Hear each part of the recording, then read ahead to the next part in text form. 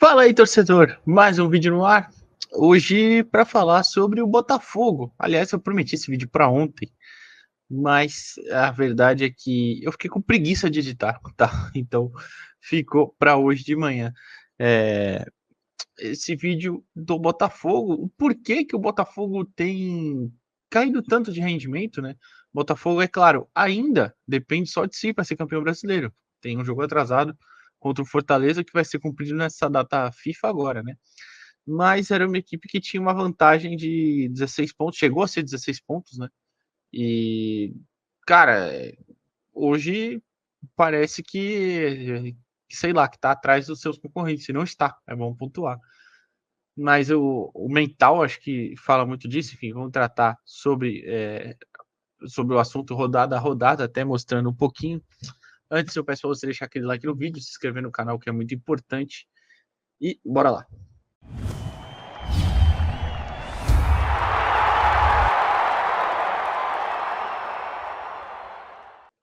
Eu vou Antes não, a gente vai analisar assim, né? Eu não consegui achar nenhum lugar que mostrasse rodada a rodada, mas o Transfer Market tem um negocinho legal que é você coloca rodada tal até rodada tal e mostra a classificação dentro desse recorte.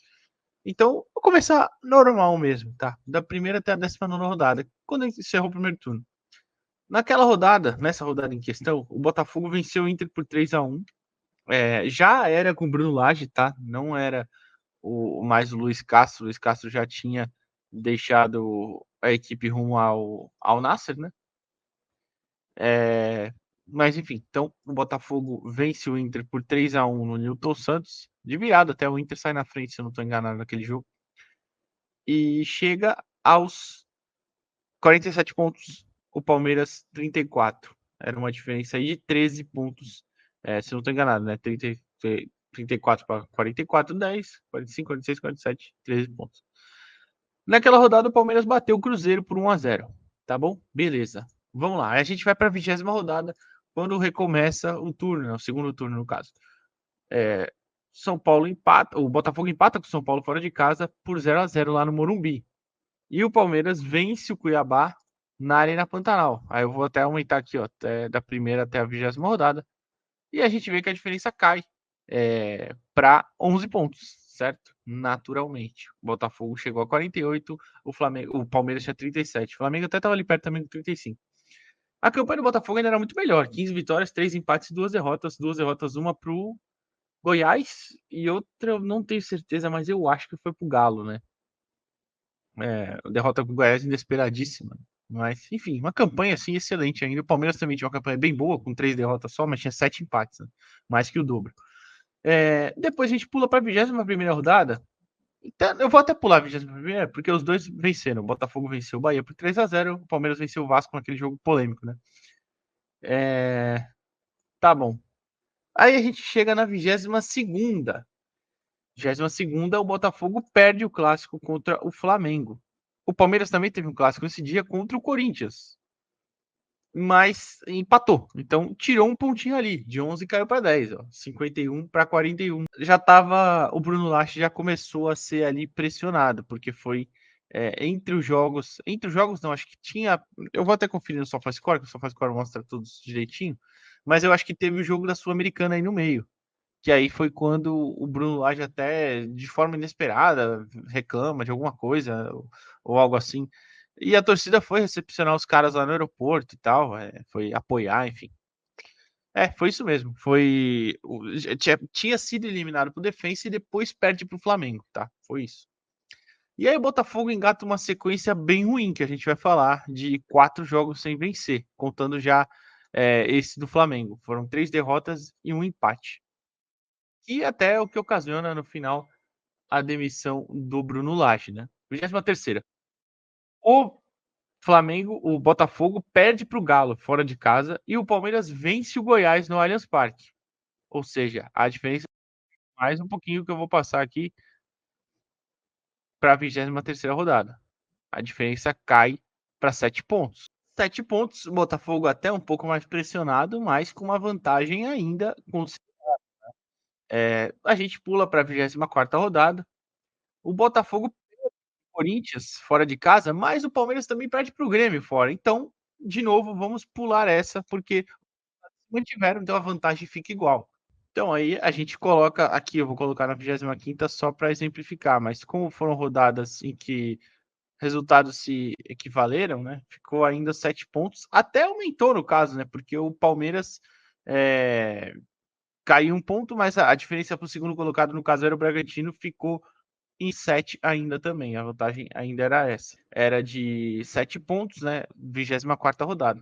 Aí a gente pula para a 25ª, que a vantagem se mantém igual, mas muda o segundo colocado, porque o Palmeiras perde e o Bragantino assume a posição, segunda posição, mas fica ali 7 pontos. Que foi o Botafogo empatar com o Goiás e o Bragantino vencer o Palmeiras. Então, por isso que teve essa troca. E aí o Bruno Lage é demitido. Nessa época, o Bruno Lage é demitido, que é justamente o final da sequência ali do Botafogo. São 4 jogos sem vencer, que as derrotas para Flamengo, Galo, Corinthians e o empate para o Goiás, tá? Ele é demitido, Bruno Lage é demitido após reuniões, o técnico português não resiste à pressão e o clube oficializa a demissão. Eu estou aqui lendo até a matéria do GE da época.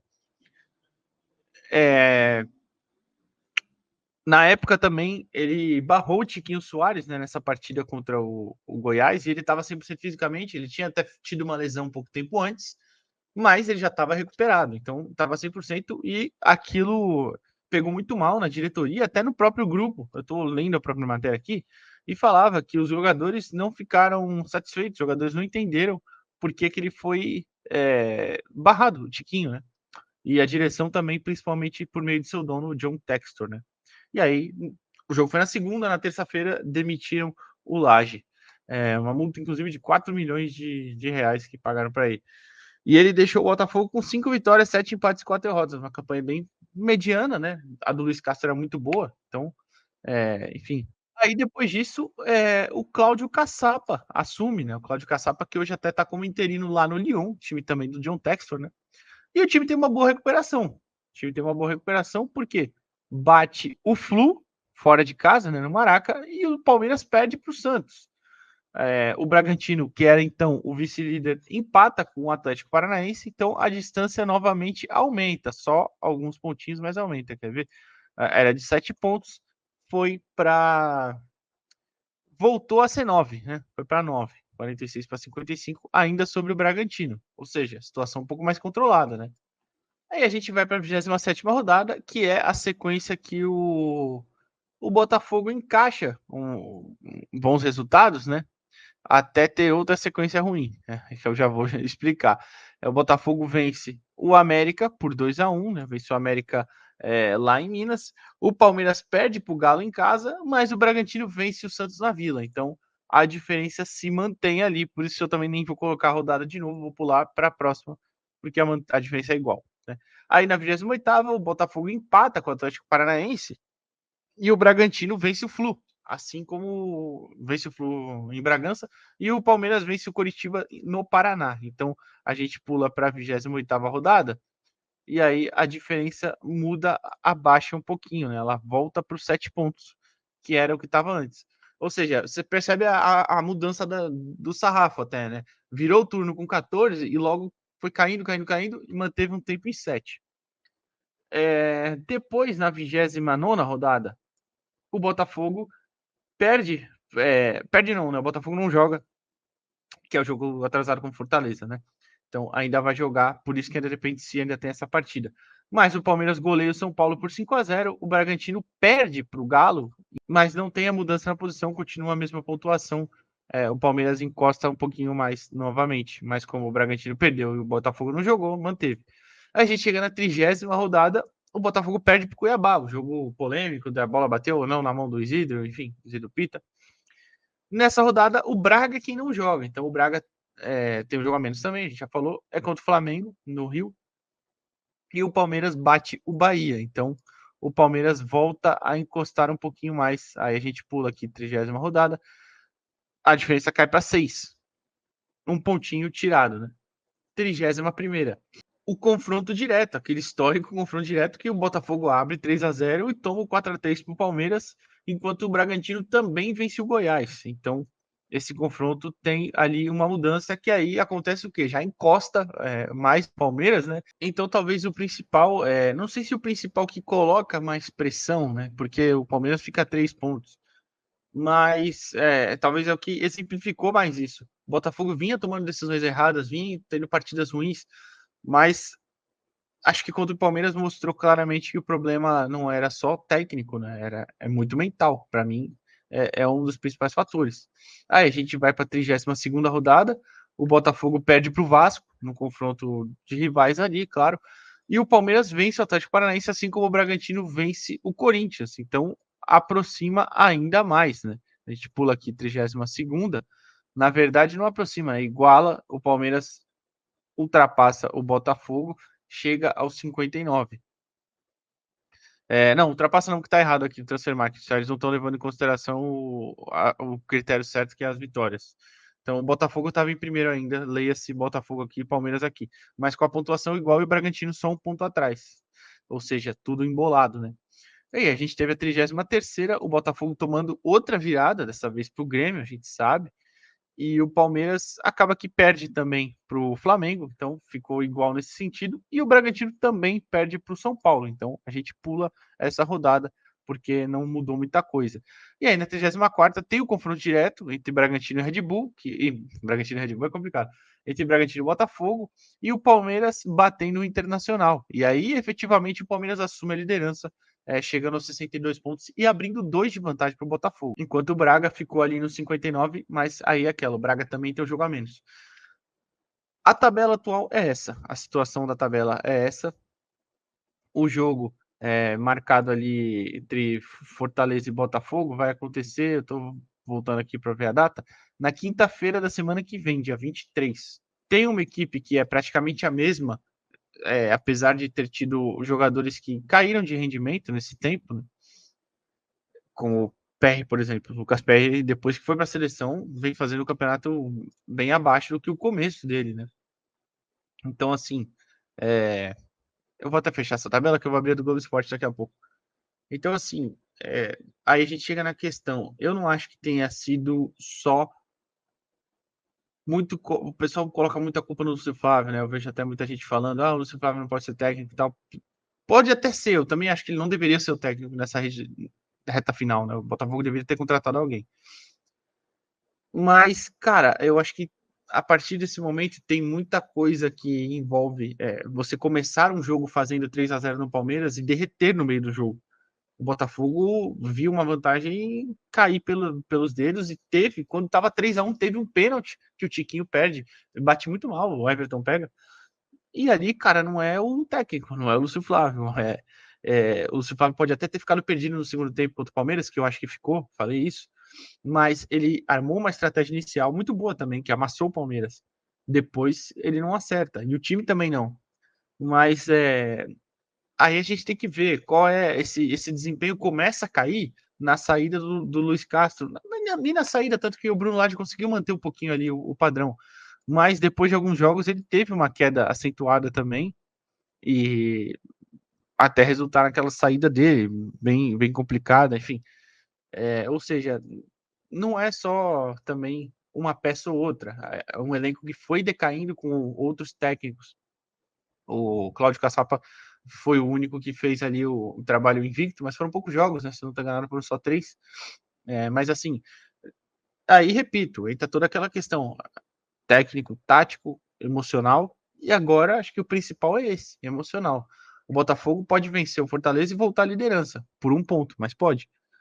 Mas parece que é difícil imaginar o Botafogo se sustentando lá em cima, o Botafogo mantendo essa liderança e essa vantagem, porque ainda é uma vantagem, ainda depende só de si. Ainda depende só de si para ser campeão, que é a tabela do GE, estava olhando na 29ª. Então, assim, aí a próxima, o Botafogo pega o próprio Santos, né, no domingo no Engenhão, e o Palmeiras vai até o Castelão enfrentar o Fortaleza. Claro, repito, depende muito desse jogo atrasado do Botafogo contra o Fortaleza para ver o que vai acontecer. Se o Botafogo perde, fica ainda pior, né? Mas assim, então para finalizar, é muito da postura, eu acho que tem muito de escolhas técnicas, táticas erradas. escolhas técnicas da diretoria, de escolher o Lage, depois trocar pelo Cláudio Caçapa, depois. É que ele recebeu a proposta do Lyon, mas aí é o conflito de interesses lá, o mesmo dono, pô, eles que se virasse para arrumar, né? E depois manter o Lúcio Flávio ali como técnico. Acho que é uma sequência de erros que culmina num título que ainda não está perdido. Bom pontuar, ainda não está perdido. Repetir, inclusive, que a gente já falou. O Botafogo ainda é a equipe que depende só de si. O Bragantino já não depende mais só de si porque o Botafogo está na frente, mas também se vacilar, por exemplo, vamos supor que o Botafogo perca e o Bragantino vença o Flamengo, o Bragantino encosta os 62 do Palmeiras, mas não assume a liderança por causa das vitórias, né? Então tem essa, vai ficar igualado na pontuação e não tem mais confronto direto. Então, cara, a torcida eu entendo completamente ficar do jeito que está. A gente vê muito torcedor do Botafogo falando que não está bem para acompanhar, que conseguiu perder toda aquela animação e tal, e com razão. Agora o elenco é que não pode. O elenco é que tinha que estar mais focado, mais fechado para buscar esse título. Mas é difícil até você explicar, né? Porque era uma vantagem muito grande. E eu falei aqui no outro vídeo, acho que foi quando a gente falou do campeonato embolado, né? Se fosse para apostar em alguém, eu apostaria no Palmeiras, porque além de tudo, de ter um mental mais forte, ter um técnico mais qualificado, é uma equipe, um núcleo, né, uma estrutura ali de equipe. O elenco, em sua maioria, é o mesmo, bicampeão da Libertadores, acostumado a ganhar, né? É um elenco acostumado a momentos decisivos. O Abel tá em outra forma de jogar, ele tá montando a equipe de uma outra forma, tá contando com o Endrick estourando ainda mais, o Endrick com liberdade para jogar, e assim, é muito talento. Então, eu acho bem. Se fosse para colocar um favorito, eu colocaria o Palmeiras hoje. É, não só hoje, né? Quando tava nos 6 pontos ali, já era uma coisa de se imaginar o Palmeiras chegando mais perto. Então, é isso, rapaziada. É isso. Acho que o Botafogo pode ter entregue um dos títulos mais ganhos da história, por culpa também de ter feito o primeiro turno excelente, fora da curva. E aí, todos esses fatores que a gente já falou, de escolhas erradas, saídas e mexidas mal feitas durante partidas, enfim. Comenta aí o que você acha, por que o Botafogo perdeu a liderança e a vantagem? Quem você acha que vai ser o campeão, que tem essa vantagem, em quem você apostaria? Fechou? Deixa o like, se inscreve no canal e até a próxima. Valeu!